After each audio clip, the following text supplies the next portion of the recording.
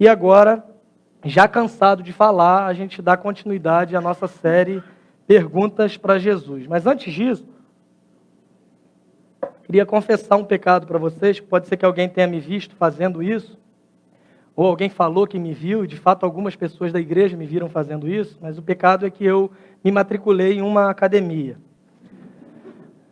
Para mim é um pecado que é um negócio meio sem lógica, porque se você fala com alguém assim, vamos ali carregar um saco de pedras por R$50, a lógica da cabeça de qualquer pessoa no mundo é que quem carregar o saco de pedra vai ganhar os R$50, certo? Na academia não, você paga R$50 para carregar um saco de pedra, um monte de peso e uma série de coisas, mas eu peço a compreensão dos irmãos, não é um pecado tão grave, porque não chega a ser crossfit também, né? Esse ano é mais um daqueles anos complicados, que a gente começa o ano precisando perder 10 quilos e chega em agosto faltando 14, mais ou menos. É um negócio bem tenso.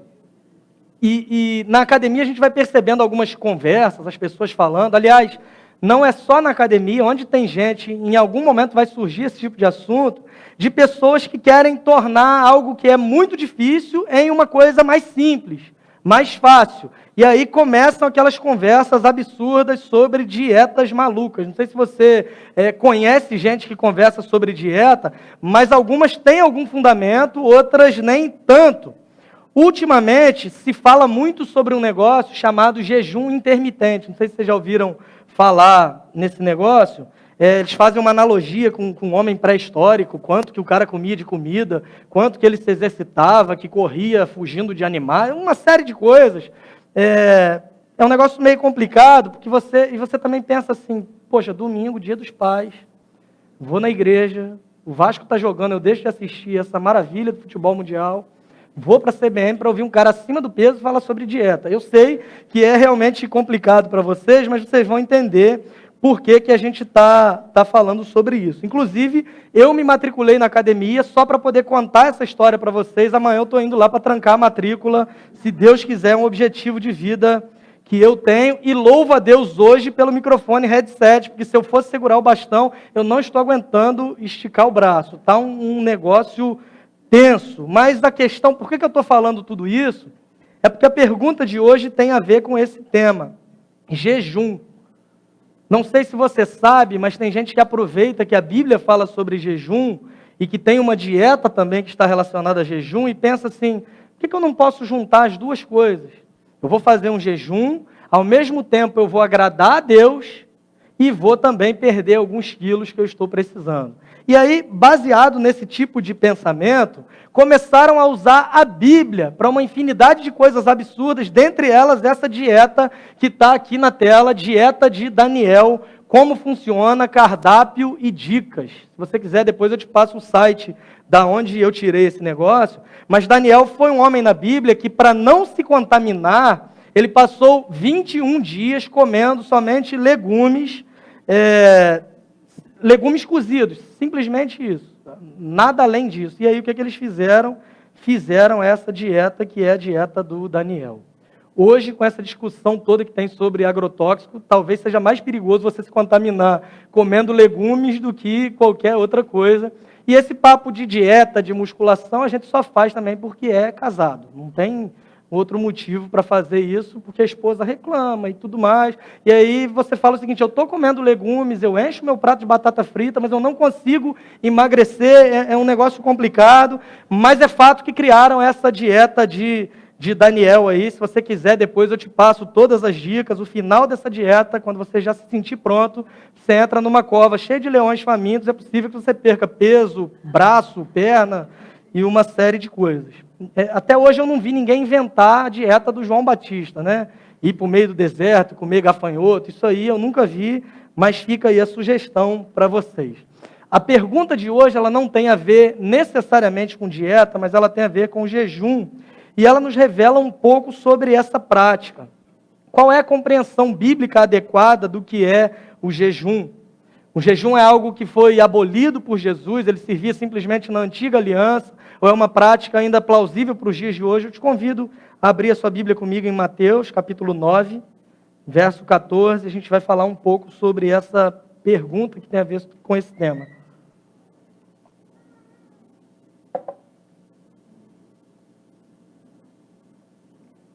Tem a dieta de Jesus também, 40 dias no deserto, sem comer nada.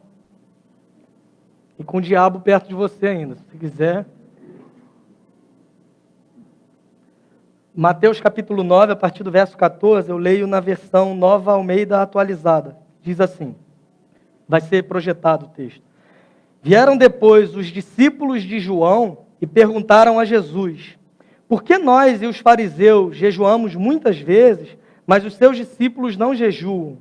Jesus respondeu, como podem os convidados para o casamento estarem tristes enquanto o noivo está com eles? No entanto, virão dias em que o noivo lhes será tirado e então eles vão jejuar. Ninguém põe remendo de pano novo em roupa velha, porque o remendo tira um pedaço da roupa e o buraco fica ainda maior. Nem se põe vinho novo em odres velhos, porque se alguém fizer isso, os odres se rompem, o vinho se derrama e os odres se perdem. Mas põe-se vinho novo em odres novos e ambos se conservam. Vamos orar? Senhor, te louvamos pela leitura da Tua palavra e pedimos que o Senhor fale aos nossos corações por meio do Teu Espírito Santo. Nós oramos no nome de Jesus. Amém.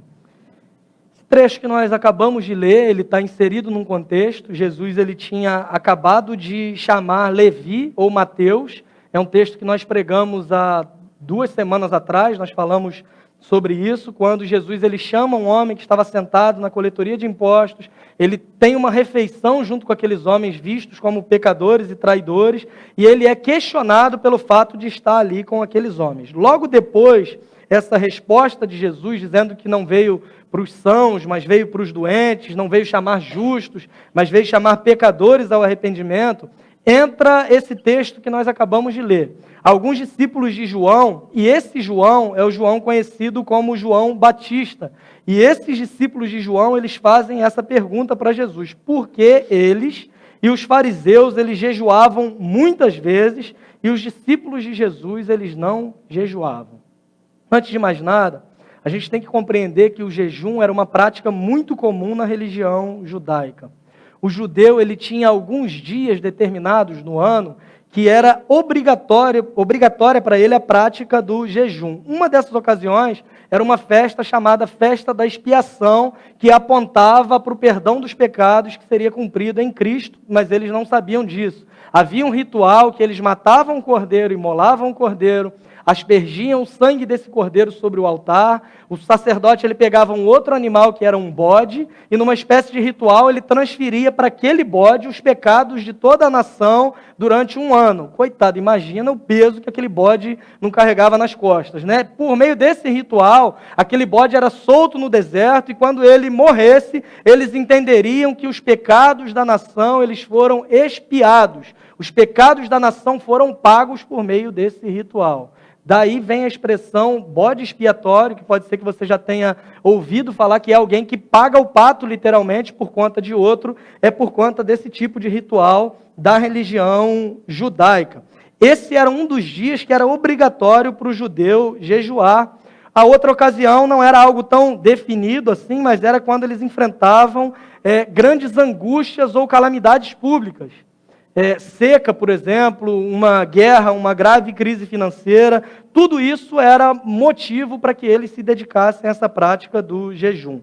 Além disso, havia um grupo político-religioso, que era o grupo dos fariseus. Você vai ver Jesus conversando muito com esse grupo de pessoas chamados fariseus, e eles, além desses jejuns obrigatórios, eles desenvolveram o hábito de jejuarem 2 vezes por semana. Então, além desses dias obrigatórios, eles tinham por costume jejuarem 2 vezes por semana.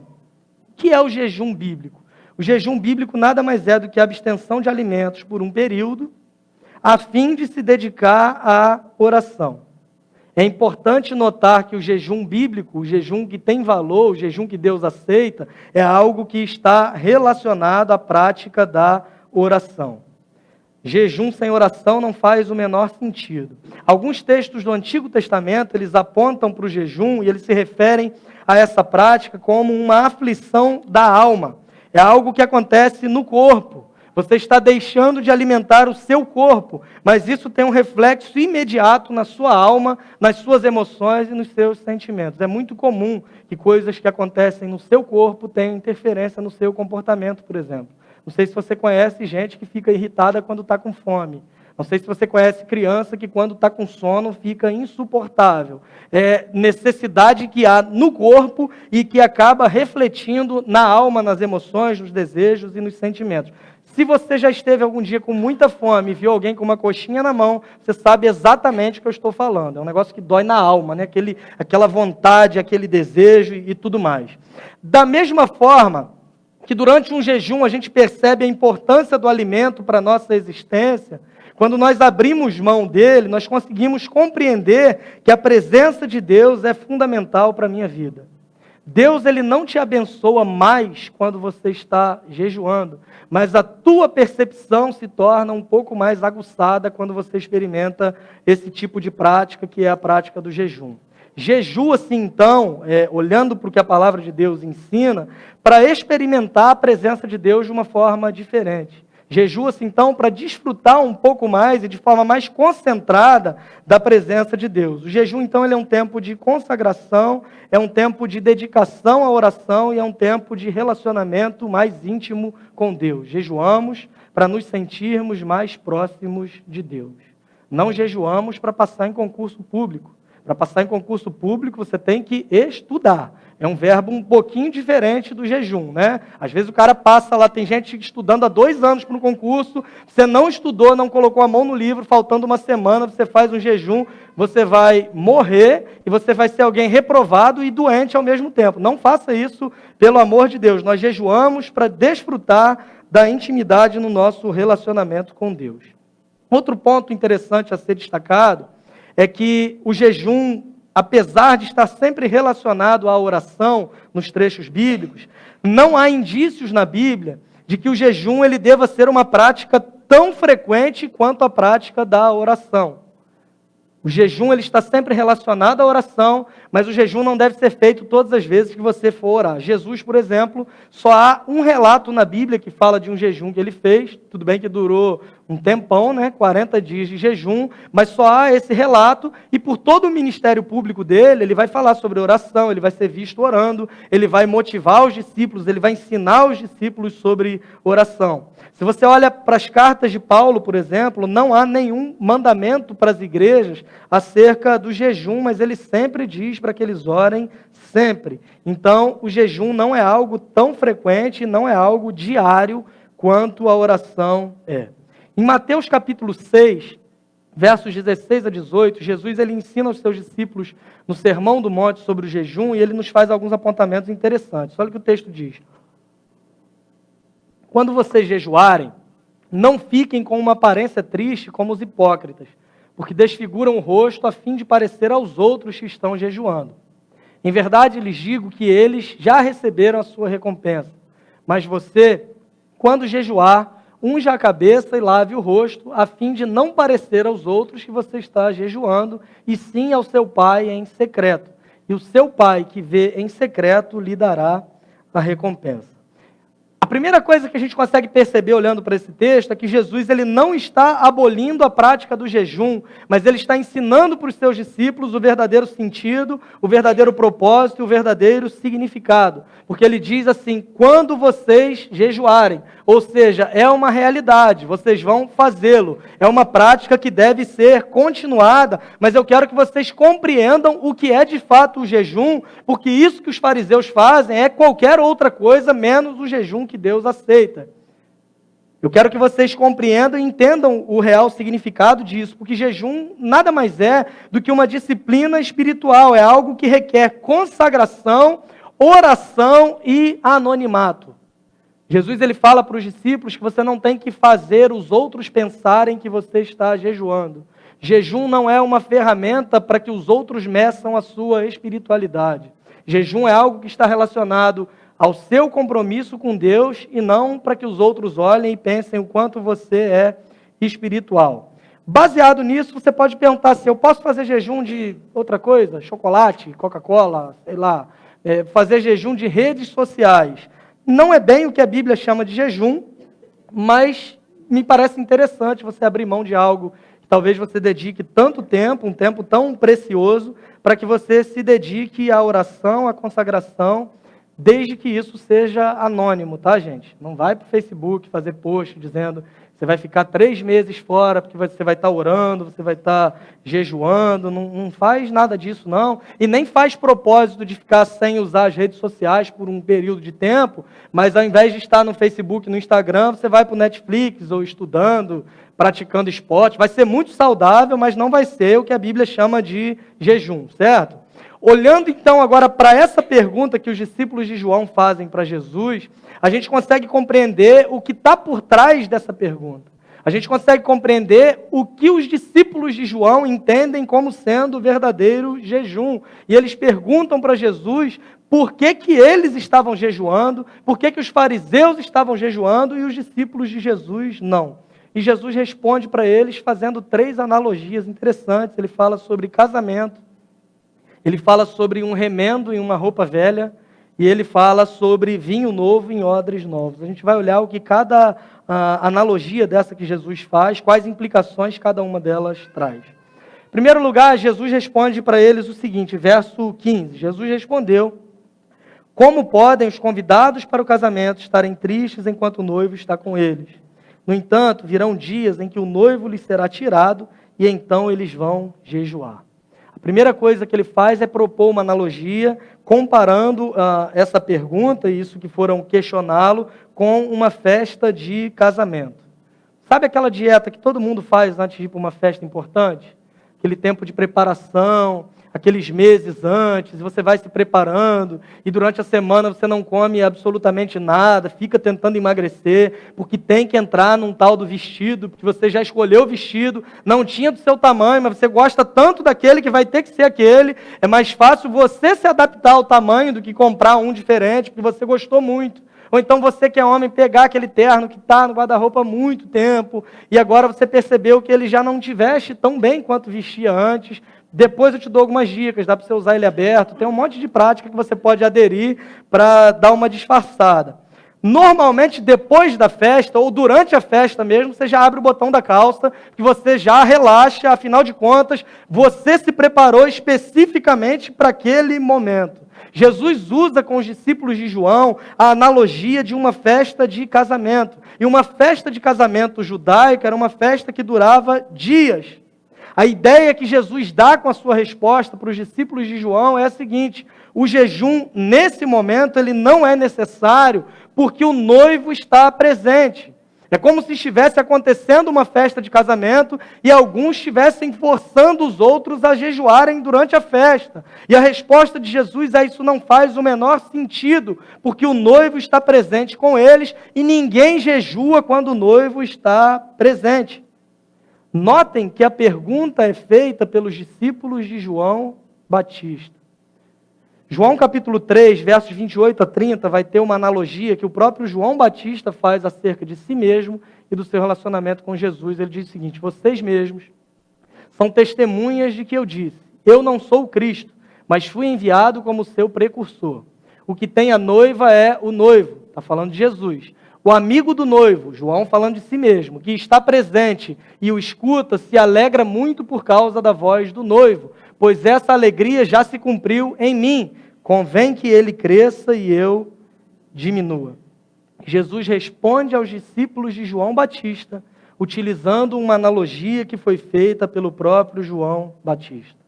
Ele está dizendo: vocês se baseiam no entendimento que vocês dizem ter aprendido com João, mas vocês não conseguem prestar atenção nem mesmo àquilo que ele diz. O jejum nesse momento não é necessário, porque eu mesmo, eu sou o noivo e eu estou presente. Aliás, irmãos, é uma questão lógica. Se o jejum é uma disciplina espiritual, de dedicação, de consagração para estar mais perto de Deus, Jesus, ele é apresentado na Bíblia como Emanuel, Deus conosco, Deus presente, Deus entre nós. Para que você vai jejuar para estar mais perto de Deus, se o próprio Deus está do seu lado fisicamente? A resposta de Jesus para eles é a seguinte: eu sou o noivo, eu estou presente, não há a menor necessidade de jejuar enquanto eu estiver presente. Notem mais uma vez, entretanto, que Jesus não está abolindo a prática do jejum. Ele continua dizendo: haverá um dia em que o noivo será tirado e aí sim eles passarão a jejuar. O jejum, conforme entendido pelos discípulos de João e pelos fariseus que foram citados na pergunta, ele é então um elemento religioso, é um elemento da lei de Moisés, é algo que eles aprenderam lá pelo Antigo Testamento, porque o jejum é um elemento da antiga aliança. A resposta de Jesus é a seguinte: embora alguns elementos da antiga aliança possam estar presentes na nova, eu estou fazendo algo que é totalmente novo, e por conta disso Jesus propõe mais duas analogias, quando ele fala sobre um remendo de pano novo em roupa velha, e quando ele fala sobre vinho novo em odres velhos. Vamos ver o que Jesus diz no verso 16. Ninguém põe remendo de pano novo em roupa velha, porque o remendo tira um pedaço da roupa e o buraco fica ainda maior. O que a gente aprende olhando para essa comparação? Primeiro, que Roupa Nova é uma boa banda. Eu estou falando da banda, tá? Já teve gente que me perguntou ali antes do culto se a pregação estava incentivando a comprar roupa nova. Não é sobre isso que nós estamos falando. Não afrontem os seus maridos usando a pregação para isso, senão vocês serão castigados com o jejum de Daniel dobrado, tá? 42 dias só comendo legumes. Segundo lugar, a gente aprende com essa comparação que Jesus faz e que é apontado para nós com essa analogia, é que a pergunta que os discípulos de João fazem para Jesus, ela tinha pressupostos errados. Porque pela lógica deles seria mais ou menos o seguinte: por que razão, já que o jejum é uma cerimônia religiosa, já que o jejum é uma tradição que nós aprendemos, por que os teus discípulos não estão obedecendo à tradição? Por que os teus discípulos não estão respeitando a nossa religião? E Jesus traz essa resposta para eles, dizendo que uma exceção estava sendo feita naquele momento, porque ele estava presente, mas quando o noivo fosse tirado, eles passariam a jejuar, mas, mesmo quando os seus discípulos jejuassem, isso não seria feito pelo motivo de obedecer a tradições. Jesus está ressignificando a prática do jejum por meio dos seus discípulos. Porque os fariseus que são citados nessa pergunta, eles tinham um costume muito interessante: quando eles jejuavam, eles jogavam cinzas sobre a própria cabeça, eles iam para lugares públicos onde eles pudessem ser vistos pelo maior número de pessoas, e eles lamentavam em alta voz, para que todos ao redor pudessem perceber o quanto eles eram espirituais. Espiritualidade normalmente não é definida por meio do barulho que se faz. É muito complicado a gente perceber isso, mas conforme o tempo vai passando, a gente vai vendo que normalmente quanto mais barulho, e eu não estou falando do Luca ali está tranquilo, quanto mais barulho, menos espiritualidade é possível perceber. Jesus ressignifica essa prática quando ele fala para os seus discípulos que o jejum é uma prática que deve ser feita em secreto, para que o Pai que vê em secreto possa recompensar.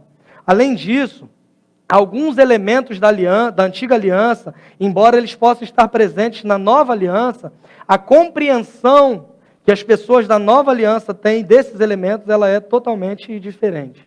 A resposta de Jesus falando sobre remendo novo em roupa velha indica para nós que ele não está preocupado em reparar a velha aliança, mas ele está criando uma nova aliança que é selada por meio do seu sangue. Isso nós celebramos na ceia do Senhor, quando Jesus vira para os seus discípulos, depois de haverem ceado, ele toma o cálice e diz: esse cálice é o cálice da nova aliança no meu sangue. Ele não está preocupado em restaurar uma aliança antiga, mas ele está criando uma aliança nova. Por isso ele dá esse exemplo do remendo de pano novo numa roupa que é velha. Minha avó, ela é costureira.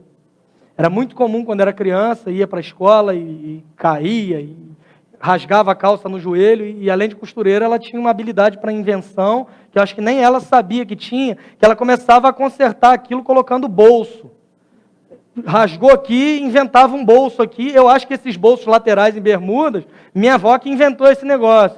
E aí, você usava a calça durante um tempo, passava um tempo, só tinha bolso. Era bolso espalhado para tudo quanto é canto, era etiqueta que se colocava por cima, era uma série de coisas para tentar esconder aquele buraco que estava sendo feito naquela roupa. Por que eu estou falando isso? Porque hoje tem gente que paga mais caro para comprar a calça já rasgada. Não faz muito sentido isso para mim, mas é uma prática muito comum nos nossos dias. Que época triste nós vivemos. Mas uma época ainda mais complicada para falar de tecido era a época de Jesus. Não havia esses tecidos sintéticos que nós temos hoje. Então, quando um tecido novo ele era lavado, automaticamente ele encolhia. Quem trabalha embarcado, por exemplo, sabe que o macacão, normalmente, você tem que pegar ele maior, porque à medida que ele vai sendo lavado, com aquele monte de produto, ele vai diminuindo, e normalmente, se você está embarcado, você também vai crescendo para encontrar ali o tamanho do macacão, e é uma prática comum também, não só dos fariseus, mas de todo mundo que embarcava. Na época de Jesus, não havia essa facilidade de tecidos que nós temos hoje. Ainda hoje existem tecidos que ainda encolhem quando são lavados. Eu, por exemplo, pego umas camisas minhas de alguns anos atrás, com certeza encolheram, já não cabem mais, não entram, é um negócio muito complicado, mas nessa época elas encolhiam de fato. Por isso, era uma prática muito comum as pessoas comprarem roupas maiores do que o seu próprio tamanho, e isso aí eu tenho certeza também que na sua família é algo muito comum, que a sua mãe fazia isso quando era criança. Ela comprava um sapato com 2 números a mais, porque ela pensava que o seu pé ia crescer numa medida absurda, né? De um mês para o outro, você ia deixar de calçar 29 para calçar 36. Um negócio absurdo, ficava aquele monte de moleque, igual um monte de palhaço na festa infantil, né? Aquele pé gigante, aquela bermuda grande, que parecia uma calça. Não sei se vocês já viram isso. No meu caso, minha mãe tinha horror a esse tipo de coisa, essas bermudas grandes, que ela não queria que parecesse uma calça. O que ela fazia? Ela subia a bermuda. E aí eu ficava uns 2 anos andando igual o Mazzaropi, indo para tudo quanto é lugar, desse jeito. E à medida que você ia crescendo, o que para mim é terrível, que eu não cresci muito, mas à medida que você ia crescendo, aquela bermuda ela ia abaixando para ficar sempre ali na altura do joelho, até o momento que não dava mais. Agora não dá mais para abaixar, se abaixar mais que isso, não dá. E aí Deus fazia o quê? Mandava o seu irmão mais novo, e aí começava a mesma história. Colocava lá em cima e ia descendo. Essa era uma prática comum também nessa época, por conta dos tecidos encolherem.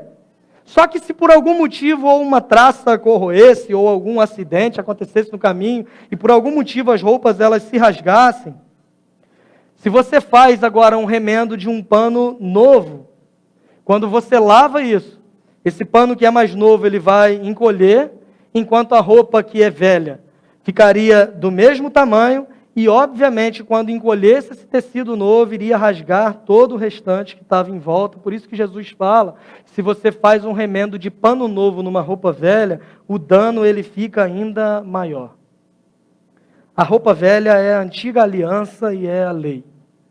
Jesus está dizendo para aqueles homens que ele não veio para reparar a antiga aliança, ele não veio para reparar a lei, ele veio para cumpri-la, mas por meio do cumprimento da lei, ele veio para criar algo que é totalmente novo. Muitos acreditam que são bons o suficiente em algumas áreas da vida, e precisam que Jesus repare simplesmente uma área ou outra, ou alguma coisa que precisem, e não toda a sua vida. A mensagem do Evangelho, conforme Paulo escreve aos Coríntios, no capítulo 5, verso 17 da segunda carta, é a seguinte: se alguém está em Cristo, é nova criatura. Deus não está restabelecendo, ou restaurando, ou consertando a sua velha vida, mas Ele está te transformando em uma nova criatura, porque o nosso Deus é um Deus de coisas novas. O Evangelho é a mensagem de que nós recebemos uma nova vida em Cristo Jesus. Por termos recebido essa nova vida, nós andamos, conforme a Bíblia diz para nós também, em novidade de vida. Nós temos acesso a Deus por um novo e vivo caminho, e um dia nós morreremos, ou Jesus voltará, estaremos eternamente com Ele em um lugar conhecido como novos céus e uma nova terra. Definitivamente, Jesus não quer consertar a tua velha vida, mas Ele veio para que você fosse transformado em uma nova criatura por meio da fé em Cristo Jesus. Se você trabalha em oficina, se trabalha embarcado, se trabalha em alguma coisa, você sabe que a maioria dos problemas, há um instituto de pesquisa muito sério que disse que 98% dos problemas que acontecem nesse tipo de ambiente se resolvem com WD-40 ou Silver Tape. Não sei se você já ouviu falar sobre essa pesquisa. Eu acabei de inventar, na verdade, mas essa pesquisa, ela diz o seguinte: se alguma coisa deveria se mover e não está se movendo, você tem que fazer WD-40. Se alguma coisa não deveria se mover e está se movendo, passa Silver Tape ali que resolve. A maioria dos problemas se resolvem dessa forma, mas a grande questão é que Jesus ele não veio para te dar uma lata de WD-40 e ele não veio para colar uma fita adesiva no teu coração, mas ele veio trocar o teu coração de pedra por um coração de carne, e o Evangelho é exatamente essa mensagem. Não é uma vida velha restaurada, mas somos novas criaturas, e somos novas criaturas, porque cremos em um Jesus Cristo que viveu uma vida perfeita por nós, e que veio para transformar o nosso coração e nos dar um novo coração. Jesus ele conclui então com a terceira analogia, que é o vinho novo nos odres novos. Verso 17, ele diz o seguinte: nem se põe vinho novo em odres velhos, porque se alguém fizer isso, os odres se rompem, o vinho se derrama e os odres se perdem. Mas põe-se vinho novo em odres novos e ambos se conservam. Já parou para pensar o que é um odre? Eu trouxe uma foto para você ver o que é. É esse negócio ali. Esse está bem estragado, não é um odre bom, não é recomendável. Por causa dessas cores vermelho e preto ali, significa que é um odre de baixa qualidade. Então, mas um odre é exatamente isso que você está vendo aí. É uma vasilha que é feita de couro de animais. É feita especificamente de pele de cabras. Essas peles elas eram raspadas, aquecidas no fogo, e depois elas eram costuradas novamente com uma parte um pouco mais fina, que se tornaria uma espécie de bico para essa vasilha, por onde sairia o líquido colocado ali dentro. Então, um odre recém-fabricado, ele era totalmente macio e flexível. Então, quando o vinho novo, o suco da uva era despejado nele, começava a acontecer um processo interessante, que é um processo chamado fermentação. Um gás vai sendo liberado quando o vinho ele vai se tornando alcoólico. Irmãos, o vinho da Bíblia tinha álcool. Não sei se já te falaram isso, mas tem gente que diz que não tinha. É meio complicado de entender essa analogia. Eu acho que eles tinham que explicar para Jesus para que ele pudesse fazer esse tipo de analogia. Esse odre, quando o suco era colocado nele e começava a fermentar, esses gases sendo liberados, ele começava, por ser flexível, por ser macio, a se estender para acomodar essa expansão, de modo que após a fermentação do vinho, quando o vinho se tornava um pecado para alguns, porque tinha álcool a partir de agora, esse odre, essa vasilha agora estava dura, inflexível. Algo que era macio, flexível, durante esse processo expandiu e agora está inflexível.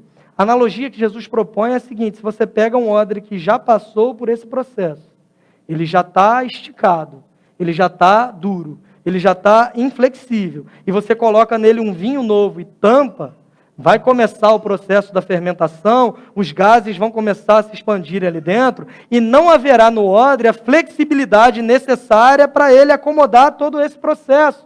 O que vai acontecer? Ele vai se romper. Se você já fez bomba de gelo seco, você sabe exatamente o que eu estou falando. Quem já fez aqui? De manhã quase ninguém fez. A gente vai fazer uma oficina ali fora, te ensinando sobre isso. Graças a Deus que as crianças saem nesse momento do culto, mas hoje é dia dos pais, meu pai foi o único que levantou a mão. Obrigado por ter me ensinado isso, dentre tantas outras coisas. Mas a lógica é a mesma. Você põe gelo seco com água, tampa lá uma garrafa PET. Hoje em dia a gente não faz mais isso, porque a tampinha a gente tem que entregar aqui, que a Luciana pede. Mas você tampa lá a garrafa PET, vai começar aquele negócio a borbulhar, gás saindo para todo lado, não tem para onde sair, o que vai acontecer? Vai explodir. A questão do odre, a lógica é exatamente a mesma. Ele já tinha se acomodado no seu limite. E agora, se você coloca um vinho novo, quando começar a fermentar, ele vai rachar, ele vai se dividir, ele vai estourar, porque o vinho ele está se expandindo, mas a pele está rígida demais para mudar a sua forma. O odre velho era a religião. O vinho novo é o Evangelho. O Evangelho de Jesus não cabe de forma nenhuma nas estruturas religiosas criadas. Estrutura religiosa de mérito. estrutura religiosa de merecimento, estrutura religiosa baseada em uma cultura de retribuição, onde eu tenho que fazer para que Deus possa me abençoar, onde eu tenho que contribuir para que Deus abra as janelas do céu, onde eu tenho que dar o primeiro passo para que Deus venha em direção a mim. O Evangelho de Jesus definitivamente não cabe nessas estruturas religiosas que são comparadas a um odre velho, porque o Evangelho é o vinho novo que só pode ser compreendido por meio da graça de Deus, que é uma espécie de odre novo. Irmãos, é triste perceber que a religião tem endurecido o coração de muitos, a ponto da gente ver pessoas inflexíveis demais para compreender a mensagem do Evangelho. No grupo pequeno essa semana nós falávamos sobre a dificuldade de compreender na prática o conceito da graça de Deus, porque nós somos viciados em justiça própria. Nós achamos injusto a gente passar a vida toda na igreja e abrindo mão de fazer um monte de coisas que talvez a gente tivesse vontade, mas não faz para não desagradar a Deus, e de repente alguém que se converte no último momento vai para o mesmo céu que você. Parece injusto olhar a graça de Deus por esses moldes, porque nós somos viciados em justiça própria. Nós somos tentados o tempo todo a querer apresentar diante de Deus as nossas boas obras, para que a gente consiga merecer algo da parte dele, e para que Deus olhe para nós e nos veja como nós somos bons, como nós somos suficientemente bons para apresentarmos boas obras e ações de justiça diante dele. E sempre foi assim, isso não é coisa que começou com Jesus. Se você olhar em Isaías, por exemplo, Deus vai dizer para o povo que as obras que eles faziam, os atos de justiça que eles tinham como tão preciosos, eram para Deus como trapos de imundícia. Coisas absolutamente sujas e sem valor, porque nós não somos de forma alguma capazes de impressionar Deus com a nossa habilidade em sermos religiosos.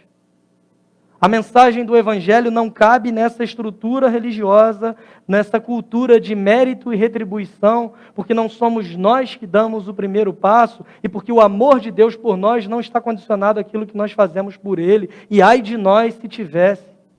Filipe Yancey diz que não há nada que você faça que vai fazer com que Deus te ame mais. E não há nada que você faça que vai fazer com que Deus te ame menos, porque o amor de Deus por você não está baseado naquilo que você faz, mas está baseado no seu próprio caráter. Deus é amor. A religião tenta nos fazer participantes e dignos de algum crédito no processo de salvação, por exemplo, mas a mensagem do Evangelho é a mensagem de que nós temos que abrir mão de qualquer princípio de retribuição para finalmente nós entendermos que a salvação ela é um presente da graça de Deus. Não é recompensa para quem merece, não é presente para quem é justo, mas é exatamente o contrário. É um presente para aquele que se reconhece como incapaz. E por se reconhecer incapaz, ele clama, eu preciso de um Salvador. E nesse momento ele é abraçado pela graça de um Deus que enviou seu Filho para morrer por alguém que reconhece que é incapaz. O odre velho, religião, o vinho novo, o Evangelho. Jesus ele faz essa analogia falando sobre jejum, porque pela antiga aliança, o jejum era uma prática que era feita para obedecer regras e seguir um regulamento. Por conta disso, então, alguns jejuavam mais dias do que os outros, a fim de parecerem mais espirituais, visto que se sacrificavam mais. O conceito, a estrutura religiosa, nos faz compreender o sacrifício como sendo algo valioso diante de Deus. Por isso, pessoas ferem o próprio corpo, autoflagelação. Por isso pessoas sobem escadarias gigantes de joelhos. Por isso pessoas fazem uma série de coisas para tentar convencer Deus por meio do meu sacrifício. E a mensagem do Evangelho é que o sacrifício de Jesus Cristo é suficiente. Que o sacrifício de Jesus já está feito e me basta. E eu não preciso me sacrificar. Eu não preciso derramar o meu sangue para agradar alguma divindade. Porque Deus derramou o seu próprio sangue se fazendo homem. Não para me agradar, mas para que Cristo fosse alguém em quem o Pai tivesse prazer. E por meio da fé que nós temos em Cristo, nós fôssemos salvos. Isso é compreender a graça de Deus que não cabe nas nossas estruturas religiosas, no nosso padrão de mérito, de cultura, de justiça própria, essa cultura de justiça própria, de fazer por merecer. Não, o Evangelho não é um presente para quem faz por merecer. O Evangelho é a mensagem de que pessoas que não merecem são salvas por meio da fé em Cristo Jesus, porque o sacrifício dele é suficiente. Na nova aliança, irmãos, o sacrifício já foi feito e aceito. E agora nós oramos, sim, nós jejuamos, sim, nós praticamos disciplinas espirituais, sim, mas para nos aproximarmos mais de Jesus, e para ficarmos, como consequência disso, cada vez mais parecidos com Ele. A lógica do Evangelho não é a lógica religiosa de fazer para ser aceito. A lógica do Evangelho é a lógica de fazer porque eu já fui aceito por Deus em Cristo Jesus. A mensagem do Evangelho é exatamente essa. Nossos primeiros pais, Adão e Eva, foram criados em perfeita harmonia e relacionamento com Deus, mas decidiram pecar. Eles tiveram essa escolha e eles escolheram o mal. E eles nos representavam. De modo que todos os homens, após Adão e Eva, já nascem escravos do pecado, já nascem separados de Deus e inimigos dele. E a graça de Deus nos faz compreender isso. O quanto nós somos necessitados. E ela nos nivela por baixo, porque agora não há quem mereça mais ou quem mereça menos diante de Deus. Porque a Bíblia diz que todos pecaram e separados estão da glória de Deus. Nascemos escravos do pecado, inimigos de Deus. O coração como um odre velho, a cada dia se tornando mais duro. E tudo que esse homem faz na tentativa de se aproximar de Deus se revela inútil. Boas obras, inútil. Boas ações, inúteis. Religião, inútil. Óbvio, boas obras vão ajudar o próximo. Estou falando no sentido de te reaproximar de Deus. Porque você não é capaz de conseguir se reaproximar dele. Diante, então, dessa nossa incapacidade, Deus ele envia o seu Filho Jesus. Ele vem, ele vive uma vida perfeita que éramos incapazes. Ele assume o nosso pecado e a nossa condenação. Ele morre em uma cruz. Ele ressuscita ao terceiro dia. E com a sua ressurreição, ele prova que o sacrifício foi aceito por Deus e que ele é maior do que o pecado e a morte. O salário do pecado é a morte. Quando Jesus ressuscita, ele vence a morte. Ele prova que a sua vida foi perfeita e ele não pecou em absolutamente nada. Essa é a mensagem do Evangelho. Esse é o vinho novo do Evangelho de Jesus. O que a gente precisa para receber isso? Simplesmente crer que não é pelo nosso mérito ou pelo nosso desempenho espiritual que nós nos aproximamos de Deus. Mas nós fomos aproximados em relação a Deus por meio de Jesus Cristo. Isso nós só conseguimos compreender por meio da sua graça, um favor para quem não merece. Entender também, irmãos, que a graça de Deus ela não é desculpa para nós vivermos uma vida sem compromisso com o Evangelho, de forma alguma. É exatamente o contrário. É olhar para a graça de Deus como motivação, por entender quem eu era, por entender a minha incapacidade, o meu pecado, a minha separação em relação a Deus, e que ainda assim, por meio da graça, Deus me amou a ponto de me transformar em seu filho, de me adotar como seu filho. Eu pratico disciplinas espirituais para que eu possa ser cada dia mais parecido com Jesus Cristo, não para ser aceito por Deus, mas para viver uma vida que o honre, que o glorifique acima de todas as coisas, porque eu já fui aceito por Deus, embora eu não o merecesse. O noivo, ele foi tirado. Jesus estava falando acerca da sua morte, da sua ressurreição, da sua ascensão aos céus. Mas a Bíblia é bem clara em dizer para nós que um dia ele voltará para buscar a sua noiva, que é uma analogia que é feita em relação à sua igreja. Um povo que ele comprou com seu próprio sangue. Ser povo de Deus significa entender, irmãos, que a glória ou o mérito não nos pertence, mas somente ele é digno de todas as coisas. Conforme em Apocalipse, se você for ver o relato bíblico, vai dizer que o livro da vida está selado e ninguém era digno de abrir o livro até que aparece o Cordeiro de Deus e há um cântico de adoração ali, dizendo: digno é o Cordeiro de abrir o livro porque ele foi morto e com seu sangue comprou para si mesmo gente de toda tribo, língua, raça e nação. Somente o Cordeiro de Deus é digno. Lembram da cerimônia de expiação? Cordeiro morto, sangue aspergido, para que simbolizasse o perdão do povo por mais um ano. Esse mesmo João Batista, de quem esses homens são discípulos, quando ele apresenta Jesus para ser batizado, ele o apresenta como sendo o Cordeiro de Deus que veio para tirar o pecado do mundo. Se compreendemos isso, compreendemos o Evangelho, entenderemos que só Ele é digno de todas as coisas. E nós construímos a nossa vida, os nossos valores, os nossos relacionamentos, pautados nele, que é o nosso fundamento. Deus nos abençoe. Eu quero chamar o Ministério da Música aqui à frente.